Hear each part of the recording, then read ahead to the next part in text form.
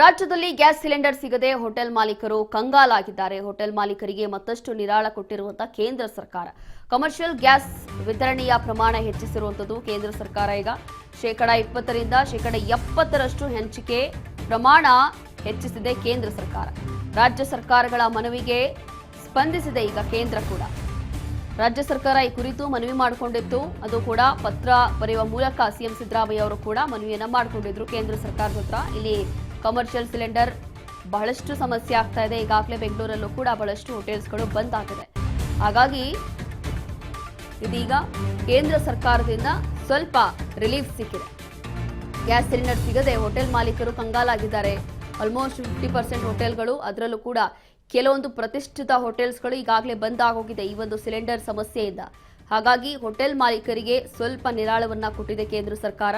ಅದರಲ್ಲೂ ಕೂಡ ಈ ಕುರಿತು ಸಿಎಂ ಸಿದ್ದರಾಮಯ್ಯ ಅವರು ಅಂತಂದ್ರೆ ರಾಜ್ಯ ಸರ್ಕಾರ ಮನವಿ ಮಾಡಿಕೊಂಡಿದ್ರು. ಸಿಎಂ ಪ್ರಧಾನಿ ಮೋದಿ ಅವರಿಗೆ ಒಂದು ಪತ್ರವನ್ನು ಬರೆಯುವ ಮೂಲಕ ಮನವಿ ಮಾಡಿಕೊಂಡಿದ್ರು. ಅದಾದ ನಂತರ ಈಗ ರಾಜ್ಯ ಸರ್ಕಾರಕ್ಕೆ ಕೇಂದ್ರ ಸರ್ಕಾರ ಕೂಡ ಸ್ಪಂದಿಸಿದೆ. ಹಾಗಾಗಿ 20% 70% ಹಂಚಿಕೆ ಪ್ರಮಾಣ ಹೆಚ್ಚಳ ಮಾಡಿದೆ ಕೇಂದ್ರ ಸರ್ಕಾರ. ರಾಜ್ಯ ಸರ್ಕಾರ ಏನು ಮನವಿ ಮಾಡಿಕೊಂಡಿತ್ತು ಅದಕ್ಕೆ ಇದೀಗ ಸ್ಪಂದಿಸಿರುವಂಥದ್ದು ಕೇಂದ್ರ ಕೂಡ. ಅದರಲ್ಲೂ ನೋಡ್ತಾ ಇದ್ದೀವಿ ಬಹಳಷ್ಟು ಎಫೆಕ್ಟ್ ಆಗಿತ್ತು.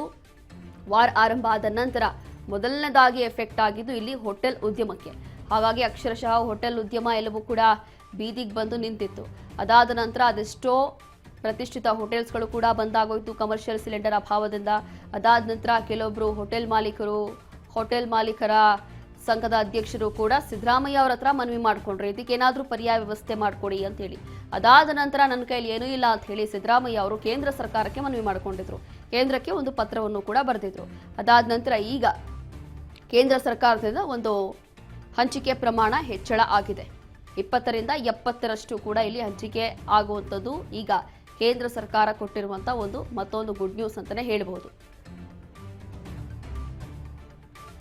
ಗ್ಯಾಸ್ ಸಿಲಿಂಡರ್ ಸಿಗದೆ ಇಷ್ಟು ದಿನ ಏನು ಕಮರ್ಷಿಯಲ್ ಸಿಲಿಂಡರ್ ಸಿಗದೆ ಹೋಟೆಲ್ ಮಾಲೀಕರೇನು ಕಂಗಾಲಾಗಿದ್ರು. ಹೋಟೆಲ್ ಉದ್ಯಮ ಯಾವ ಪರಿಸ್ಥಿತಿಗೆ ಬಂದಿದೆ ಅಂತೇಳಿ ಗಮನಿಸ್ತಾ ಇದ್ದೀವಿ ನಮ್ಮ ರಾಜ್ಯದಲ್ಲಿ ವಿಶೇಷವಾಗಿ.